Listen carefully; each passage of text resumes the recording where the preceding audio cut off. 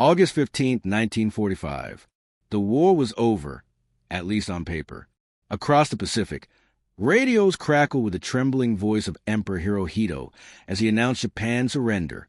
But for a group of weary Japanese women, the war ended not in grand speeches or ceremonies, but with a strange, almost comical question. Is this real?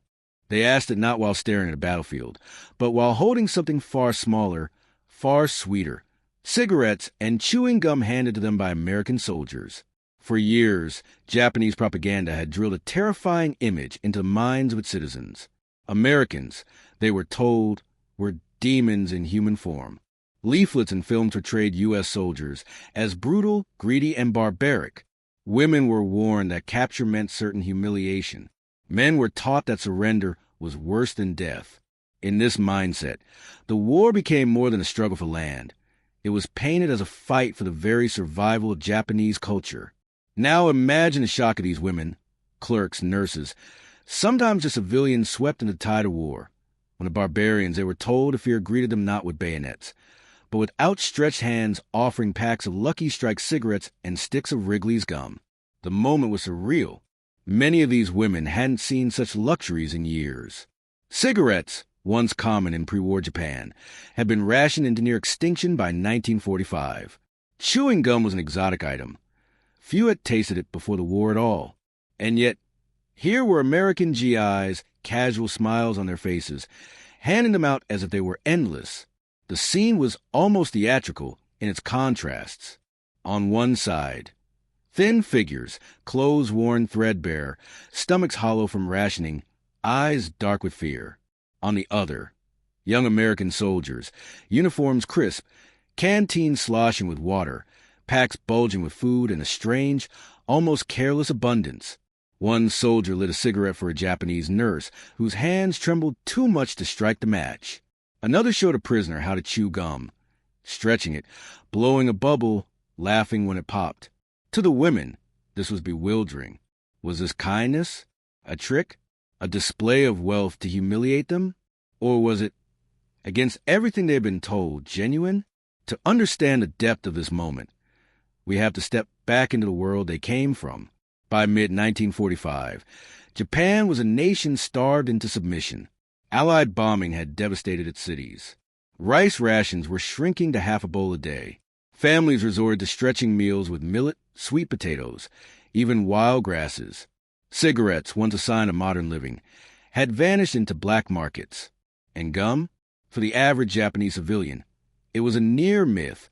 The idea of casually chewing something sweet for no nutritional purpose felt foreign, almost decadent. When gum first appeared in Japan after the war, it was seen as a symbol of modern America itself. Strange, slightly frivolous, but irresistibly new. So when these women POWs were handed gum and cigarettes by American soldiers, the items weren't just food and comfort. They were glimpses into a different world, a world where abundance flowed so freely that even prisoners could share in it. American soldiers, for their part, saw nothing extraordinary in the gesture. Cigarettes were issued with nearly every meal. Gum was packed into rations as casually as salt or sugar. Between 1941 and 1945, the U.S. military had shipped more than 70 billion cigarettes overseas. In some ways, handing out cigarettes and gum was second nature. To the GIs, it was a small act of goodwill, or perhaps a way to bridge the awkwardness of facing a former enemy. To the women, it was something else entirely, a collapse of the terrifying image of Americans they had carried for years. One Japanese nurse later recalled, "I was ready for death. I thought I would be struck, perhaps worse. But then they gave me a cigarette. I could not understand it. I still cannot." Another POW remembered the gum. "The sweetness shocked me more than the surrender. I had never tasted anything like it. For a moment, I thought I was dreaming. And so the question whispered among them, is this real?"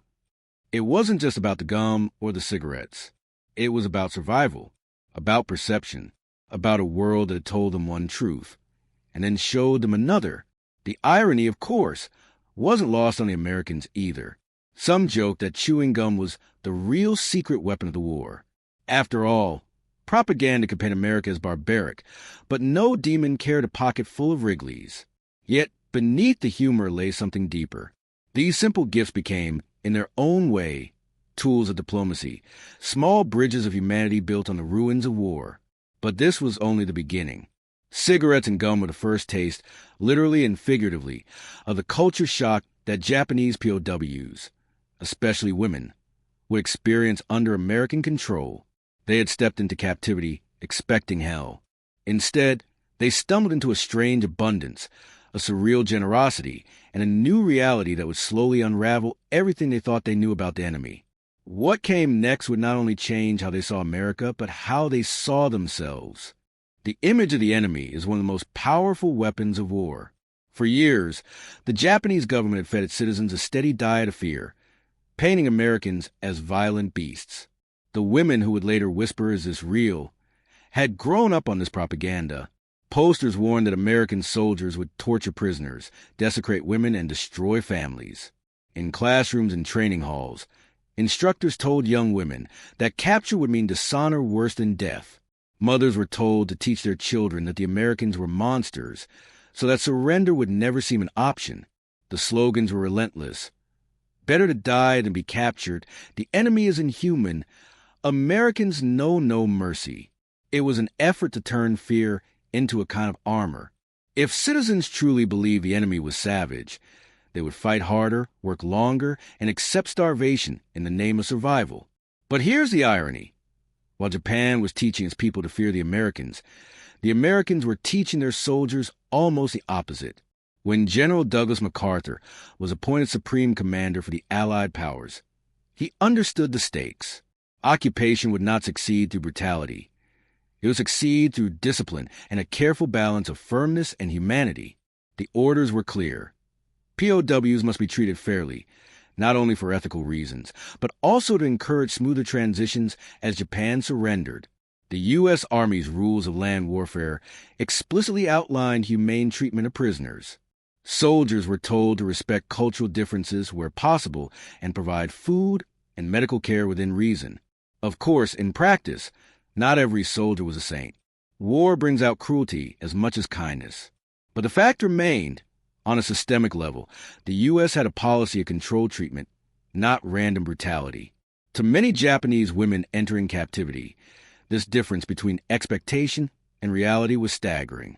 Take, for example, the words of Corporal James Whitman of the U.S. Army, who wrote in a letter home in September 1945. They had fear in their eyes. You could see it plain as day. But when we offered smokes, the fear melted some. One girl bowed over and over, holding the cigarette like it was treasure. I never thought I'd see that look from the enemy. On the other side, a Japanese POW nurse, interviewed in the 1970s, remembered her terror. I expected violence. I had hidden a small blade, ready to end my life. But instead, an American soldier smiled and gave me chewing gum. It was absurd. I chewed and chewed, not sure whether to laugh or cry. The reality was this. Americans carried abundance with them. Cigarettes, chocolate, canned meat, powdered coffee, gum. Things that had vanished from Japanese daily life years earlier were now offered casually, as though endless. The contrast could not have been sharper. Japan in 1945 was exhausted. Cities lay in rubble from fire bombings.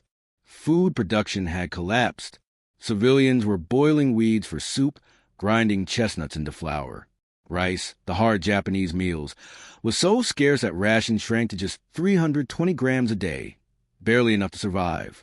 Children fainted in schools from hunger. Against this backdrop, imagine the scene. Young women, ragged and gaunt, sitting in a makeshift camp, and Americans handing them cigarettes like party favors, gum like candy at a parade. To the GIs, it was nothing unusual. To the women, it was a rift in reality. Some accounts even suggest suspicion at first. A few prisoners hesitated to smoke or chew, afraid it might be poisoned. Others thought the Americans were mocking them, offering luxuries as a cruel joke before harsher treatment came.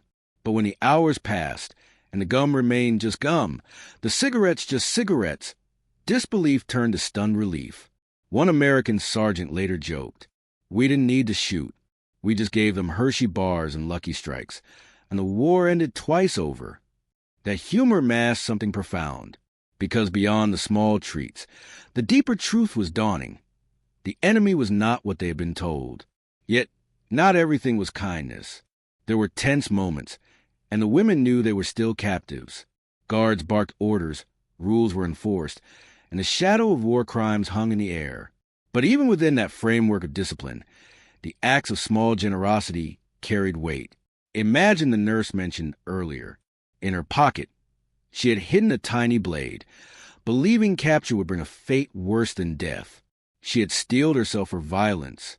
Instead, she found herself chewing gum for the first time in her life, the strange minty taste filling her mouth and asking out loud, "Is this real?" What made the contrast even sharper was that these women were not hardened soldiers. Many were clerical workers, nurses, even students drafted into labor roles. Their entire war experience had been built on scarcity, fear, and discipline. To be handed a cigarette, something so casual, something so deeply associated with luxury, was almost insulting in its ease. One testimony recalled, "When I saw the cigarette packs, I thought, if they can waste so much on us, how could we hope to defeat them?" That realization that America's abundance was not only material but also psychological was its own kind of weapon. By now, some viewers might ask, was this treatment universal? The truth is, not always. The experience of POWs varied. In places like the Philippines earlier in the war, brutality ran high on both sides. But in the final days of 1945, especially in the Pacific Theater as surrender was enforced, there was a clear push by U.S. leadership to emphasize discipline and humanity, not purely out of kindness, but because rebuilding Japan required trust. So, while the propaganda had promised torment, reality brought something far stranger, a moment of humanity where enemies shared smoke and sweetness. And that contrast, that collision of two worlds, left prisoners reeling. They had been told Americans were monsters. Yet here they were, laughing, chewing gum, passing around cigarettes, and treating their captives not as subhuman, but almost as equals. The women whispered each other in disbelief. If this is the enemy, then what has our war really been about? The first gifts of cigarettes and gum were just the opening act. What followed in the weeks after surrender was a series of encounters that stunned the women even more, each new gesture peeling back another layer of wartime illusion. The Americans didn't only hand out cigarettes and gum. They shared their rations, canned meat, powdered milk, instant coffee, and chocolate bars. To U.S. soldiers, these were everyday items stuffed into field kits. To the Japanese women, they were symbols of an alien prosperity. One recalled seeing a tin of Spam for the first time. We had eaten millet and potato skins for months. To see meat, pink, soft, plentiful, I thought it was a dream. Even the smell was overwhelming. Spam, Hershey bars, tins of condensed milk. These spoke louder than any speech.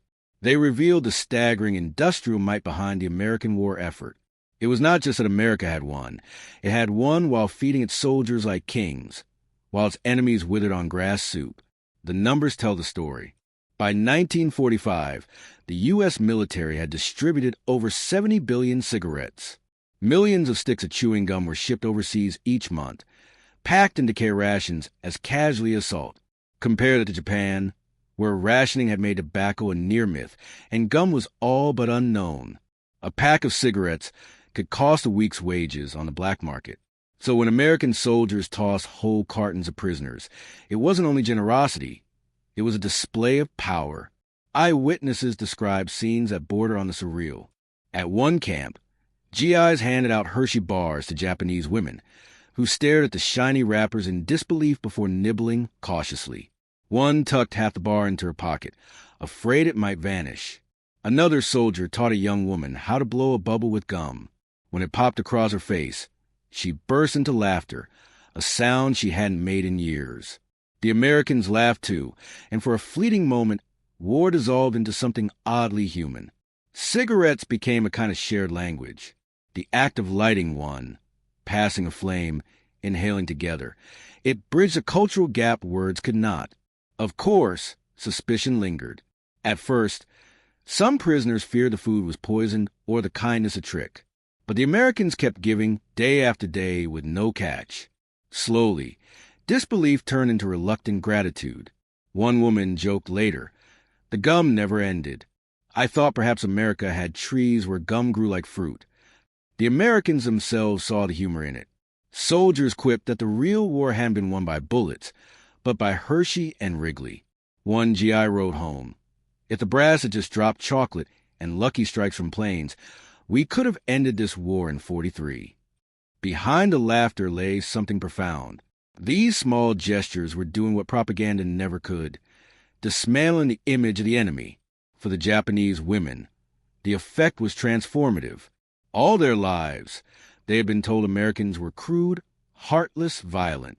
Yet here they saw soldiers who not only refrained from violence, but who shared luxuries without hesitation. The enemy was supposed to be barbaric. Instead, he was teaching them to blow bubbles with chewing gum. That contrast shook their beliefs more deeply than any battlefield defeat. It would be easy to dismiss gum and cigarettes as trivial, but to the women, they were symbols of something larger. Cigarettes meant modernity and leisure. Gum meant playfulness and abundance. These weren't just consumables. They represented a way of life that Japan had been denied for years. Every puff of smoke, every chew of gum, was an introduction to a new world. Not all emotions were lighthearted. Some prisoners described humiliation, even shame, at receiving luxuries from the enemy. To accept these things was to acknowledge defeat, to see in stark contrast how little Japan had left. One woman remembered, "When I saw how casually they gave us what we had starved for, I felt ashamed. Ashamed of losing, ashamed of believing lies." But that shame was mingled with relief. For many, the first real meal after weeks of fear was not only nourishment. It was the first proof that captivity was survivable. Historians looking back have noted that chewing gum sometimes did what tanks could not. It turned enemies into skeptics, skeptics into observers, and observers into reluctant admirers. And yet, beneath the laughter and strange moments of connection, an unspoken question haunted the prisoners. If the enemy could be this human, this generous, then what had the war really been about? By late 1945, the war was not only over, it was being redefined. The sight of Japanese women prisoners sitting quietly with cigarettes between their lips and gum in their mouths carried a meaning far larger than the moment itself. What began as a small gesture of generosity had grown into a cultural earthquake. Many of these women had entered captivity prepared to die. Some carried blades, others clung to suicide packs, expecting horrors at the hands of the Americans. Yet instead of violence, they received items so strange and abundant they seemed almost magical. One nurse later confessed, "That day, chewing gum, I understood that the Americans were not devils. They were men, ordinary, even kind at times. It changed me more than the surrender did." Cigarettes and gum became cultural ambassadors. Cigarettes represented leisure and modernity. Gum represented youth and casual abundance. Together, they told a story.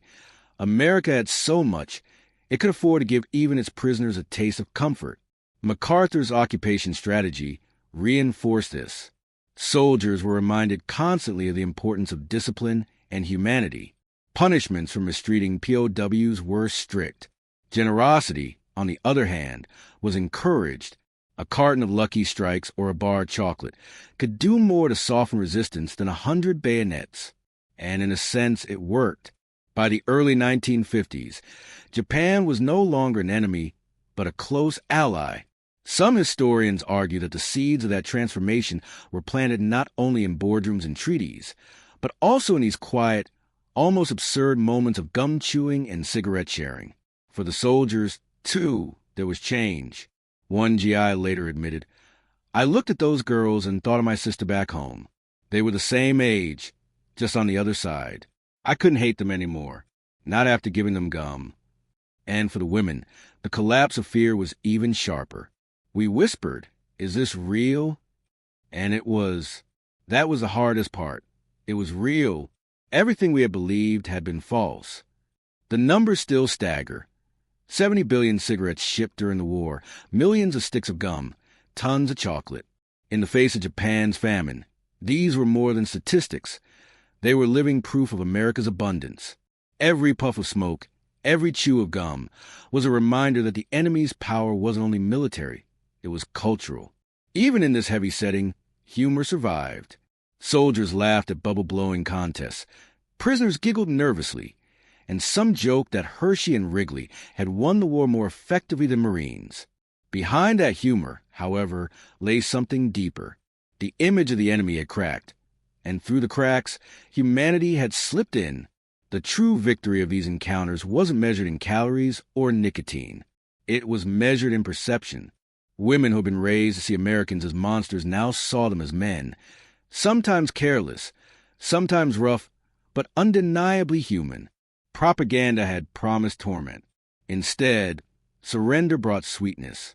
That irony reshaped not only individuals, but eventually an entire nation. So, when those Japanese women whispered, "Is this real?" as they chewed gum and smoked American cigarettes, they weren't only asking about treats. They were asking about the very foundations of their world. And the answer, though difficult to accept, was yes. It was real. The gum was sweet, the cigarettes burned, and the generosity was genuine. In that moment, fear lost its grip, and the first threads of peace were woven. Not in conference halls, but in quiet camps where enemies shared simple comforts. Picture it. A dusty prisoner camp, the smoke of Lucky Strikes curling into the evening air, the snap of gum between teeth, and women once taught to fear Americans now sitting quietly, astonished, and perhaps even hopeful. Their eyes said it all.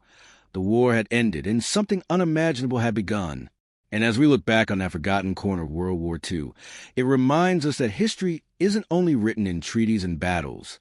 Sometimes, it's written in the smallest gestures of humanity.